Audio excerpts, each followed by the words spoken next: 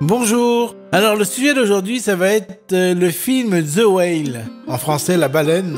C'est l'histoire d'une personne qui souffre d'obésité morbide et qui s'isole chez lui au point d'être dans une sorte de prison. Elle peut pas, cette personne-là, c'est une personne, c'est un homme, hein, qui souffre d'obésité morbide, il s'appelle Charlie. Et en fait, ce qui se passe, c'est qu'il peut même pas se lever de son fauteuil sans utiliser un appui en ferraille pour pouvoir se lever. Et quand il s'appuie avec ce truc en ferraille, il a beaucoup de difficultés à se lever. On voit qu'il force énormément pour se lever de son fauteuil. Et pourtant, il continue à s'alimenter en produits gras, en que des produits non bruts et transformés. Donc, il mange des pizzas, il mange des crunchs, il mange des chocolateries, des confiseries, des kebabs, des tacos. Je sais pas trop ce qu'il mange exactement, mais à un moment même, il a failli s'étrangler. Enfin, je vous spoil le film, là, je vous dis tout de suite. Je vous spoil le film, donc je vous dis tout ce qu'il y a dans le film. Donc, si vous l'avez déjà vu, bah, c'est super. Si vous l'avez pas vu, bah, peut-être regardez-le avant de voir cette vidéo.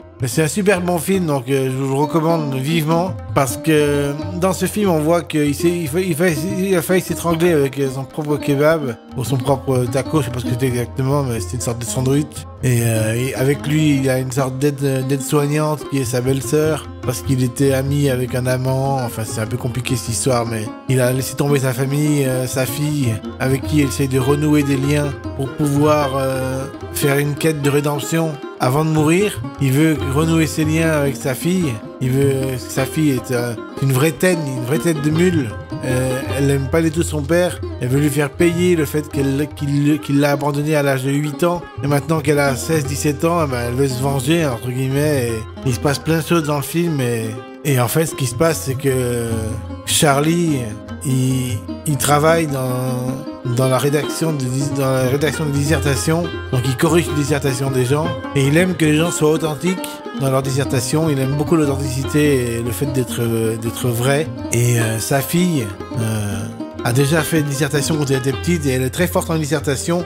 Et au fil du temps, on se rend compte que Charlie adore la dissertation de sa fille, et au point qu'il en idolâtre la dissertation, et qu'à la fin du film, je spoil le film, mais à la fin du film, c'est sa fille qui va lui lire sa dissertation pour lui faire du bien, alors qu'il est sur le point de mourir. Et en fait, c'est là qu'il se rend compte qu'il se renoue avec sa fille, parce que sa fille veut le sauver avant qu'il meure. Et en fait, ce qui se passe, c'est que moi, j'ai pas bien compris, en fait, s'il mourait à la fin du film, ou si, au contraire, il renaissait. J'ai pas bien compris. Parce qu'en fait, on le voit se lever sans utiliser d'appui à la fin du film. Donc, il se lève de son fauteuil pendant que sa fille lit sa dissertation. Il se lève de son fauteuil sans utiliser d'appui, avec une force incroyable. Et après, on le voit léviter, comme s'il montait au ciel, mais ça veut pas forcément dire qu'il meurt. Ça veut peut-être dire qu'il est devenu transparent. Et donc, qu'il se lève qu'il est tellement léger qu'il se lève.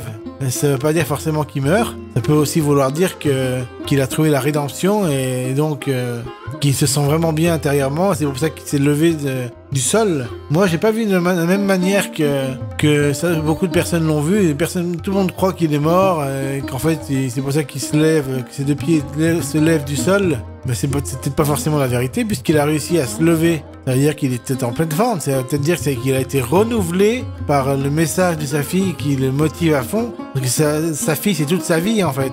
Et par l'intermédiaire de sa fille, il peut se renouveler, aller de mieux en mieux, être miraculé, être sauvé par sa fille. Même plus que par la religion, parce qu'on se rend compte que le missionnaire dans le film, qui essaye de le sauver, ne peut rien pour lui, parce que pour le missionnaire, être homosexuel, c'est une tare, et ça permet pas d'être sauvé. Et c'est vivre par la chair et pas vivre par l'esprit. Enfin, c'est ça que la religion dit. Et donc, Charlie, lui, il comprend pas du tout ça, parce que pour lui, c'est un amour réel, un amour vécu avec affection et spiritualité même, un amour vécu avec de la sincérité. Et donc, la religion ne peut pas sauver Charlie, entre guillemets. C'est inespérant pour lui d'être sauvé par la religion. Pourtant, sa fille, par son honnêteté, par son âme, finalement, arrive à sauver Charlie de l'enfer. Donc en fait, ça veut dire que Charlie est sauvé par l'authenticité de l'âme de sa fille. Ça veut dire qu'en fait, il est sauvé par ça, même s'il meurt, parce que le réalisateur a voulu montrer